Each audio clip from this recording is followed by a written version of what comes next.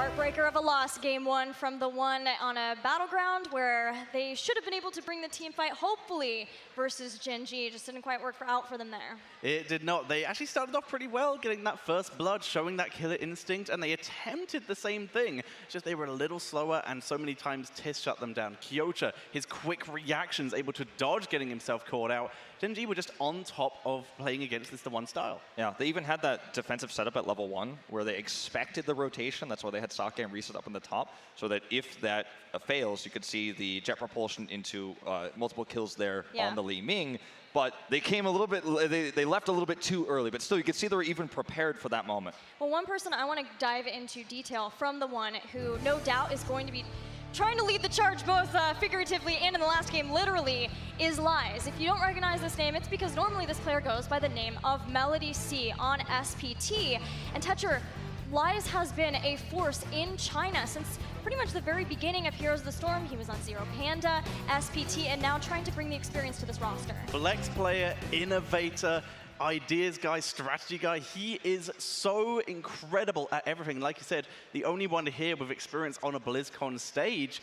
Lies is incredible, and he's brought a lot of flexibility to this team. Once again, I mentioned, him being able to play the Tyrell is not something, this kind of composition would not work with the one's usual lineup. They're able to go a little bit out of their usual style because of this. Right, but is there a point of too much flexibility, Skimmy? Do you feel like maybe, you know, with only a couple of weeks working with Lies prior to this event, yeah, they've had some time between the two stages. Maybe this is a little too far and they should stick to what has worked for them in the group stage? I mean, it always really sort of like connects with me back at my time in university, right? Where you're cramming for that final exam. You're like, oh no, Gen G, it's like my 50% final. I need to really cram, need to learn this composition. Can we make it work? And you just saw a lot of hesitation right there. And maybe it comes down to lack of preparation, or just maybe some stage fright, right? You're here on a BlizzCon stage, as Tetcher's already pointed out. This is a massive, massive feat for the Chinese region. Yeah. You're maybe a little bit scared, but also the stage fright of knowing that you are up against Gen G. We saw the handshake there. I mean, we joke about it, but there's obviously a part of me that goes, what do we see going into game number 2? Because they're an aggressive team. We want to see that aggression. Yeah, they're scary.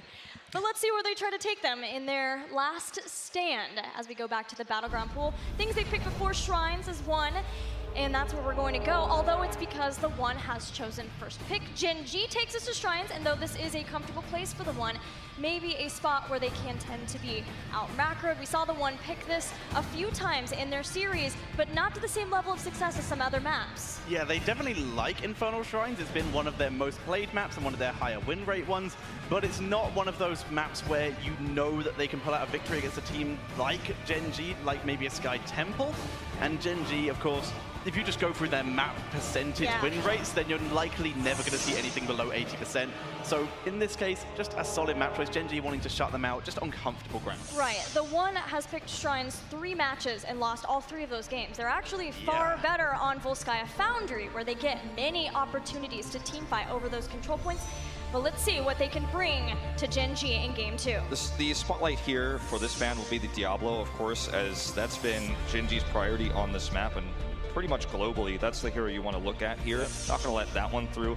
Maiev removed away now. Let's see where the one takes us, because we've seen all sorts of different heroes from them in that tank role, but you don't really want to prioritize that in first pick slot. I think you go back to the Tyrande pick, you go back to safety and flexibility with, again, this is EJZ's best hero, so why not continue to run that, flex around that, respond to what Gen G is doing with that Chinese flair, right, with something aggressive.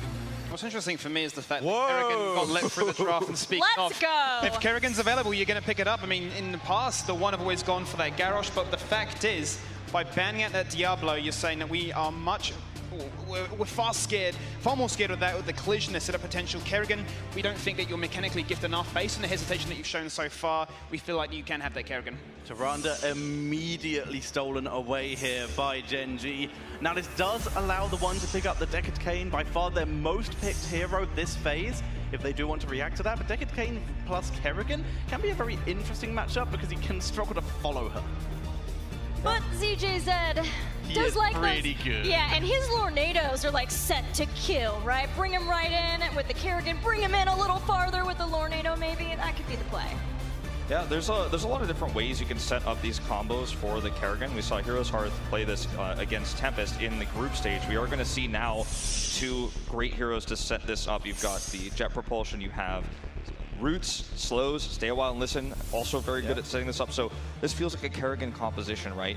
But it's picked so early. This ban and then the next 2 picks for Gen G are going to tell us what they think about the responses to Kerrigan, because we haven't seen a Kerrigan pick this early in draft yet. I think Gen G now have a question in their mind of what engagement tank are we more scared of? Is it Garrosh or is it the Anubrak? The Cocoon, whilst valuable, is very, very strong, and it will find a lot of value. But for me, as the one right now, I'm thinking you have to ban that Tyrael. We've seen how much success Gen G have found, especially when they have it paired with a Tyrande, to make her have that sort of like that window when she's trying to get her heal back. The shield is there from Tyrael. You then got that protection for Raynor. Not to forget that it's double movement speed and double attack speed, so you just have so much ability to macro, micro, and just get kills. And they will remove it, but remember, the most picked hero for Kyocha in this tournament has also been the Yrel, which serves a very similar function. And I think that the armor that she's going to provide, plus the ability to knock Kerrigan away while she's trying to set up these combos, is another soft counter to this hero. So sure, Tyrael was probably the best hero you wanted for the job, but I think the Yrel is going to come in and find the response. However, we do not see that. We're going to see Arthas instead, an older counter before Yrel existed, and the Malthael. Are these drafts reversed? Because this is exactly the one style draft coming in from Gen G here. Bringing out the Arthas, exactly what the one used to take out Tempest on Sky Temple. And of course, that attack speed slow versus Kerrigan is fantastic. Malthael against what is going to almost certainly be a triple melee lineup is going to have a good time. Yes! The Muradin coming in as their tank, but Jaina for burst follow-up, and against Arthas too. I was like, give me Jaina, you gotta pick Jaina, you gotta go Jaina. Jaina and Kerrigan, that's the old school, that's what you want, and now you get slows versus Arthas slows versus Malthael trying to keep them off. Oh, this is looking good for the one. It feels very North American in a lot of ways. A little bit. And you have the Muradin's only the odd man out of this composition, but it's the comfort pick for their tank player Hehe, so it all works out in terms of comfortableness. So I do like this composition a lot. Now this pick here for Gen G, the Hammer, is the final test. Like, can you, against this composition, win with Hammer? If you can, like, Hammer's probably the most broken hero in the game. Like, I mean, I don't know how to overstate it even further, because this is the immobile hero that's slow, that pushes. You've got every CC you could imagine, plus the burst damage on the side of the one. Like, how does Gen G win with this is the question everyone wants to ask, but it's Gen G.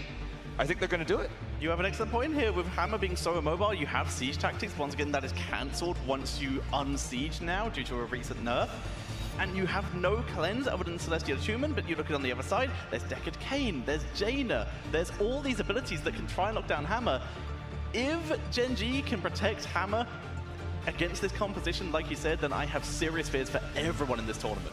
But it's what I was talking about, though, Gilly, before, is we're talking confidence. This is Gen G, and they say, we are a better team than you. Yes, Sergeant Hammer is that flex pick in that final spot, and maybe you're looking at this and going, why? I mean, maybe any other team would be thinking, that's a draft that you're not going to win.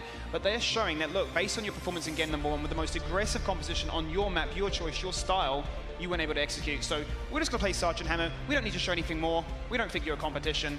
Let's get the 2-0. It really is a call-out, because when they've played Hammer, Kerrigan's been banned. And most of the times, they've had Tyrael. That is how bold this pick is from Gen G. But skill level-wise, this is the current world champion. So can the one with everything you would ever want, including a Kerrigan getting hyphy on Infernal Shrines, get a win off of Gen G here? We're gonna find out. I mean, I've got to be a little bit biased, of course, but oh, it's bad. This is going to be such a rough matchup. Once again, you're still running triple melee into Arthas, which is already pretty scary. I do have concerns. I mean, I think that for me, you could talk about the confidence, you could talk about the ability that we've seen them to run Hammer so much, but if the one can't do it with this, then like the better team moved on, right? I mean, let's be real. Let's be real, and let's do it. The one bringing Kerrigan to Gen G. Can the Queen of Blades be the key to taking down our current HGC champions?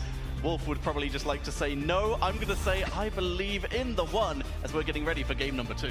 I'm hoping for a closer series, or rather a closer game here than we saw in game number 1 with the compositions. In game 1, we saw Gen G get everything they wanted, and they had their, first pick Hanzo, everything you'd expect for them. So it felt like it was a bad draft for the one. not stylistically, but for Gen G's strengths. They played into those.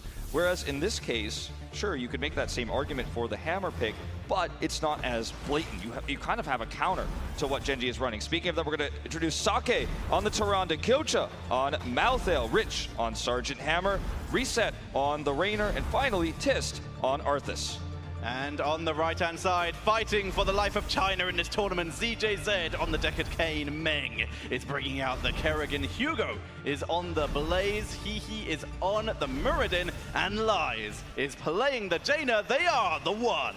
I mean, this is the most blatant. I have a composition that can be absolutely smashed and annihilated by yours. I've taken every risk. Every single risk in the game with this final hammer pick. I'm running a Raynor, and I still think that I'm that much better than you that I can win. Yeah.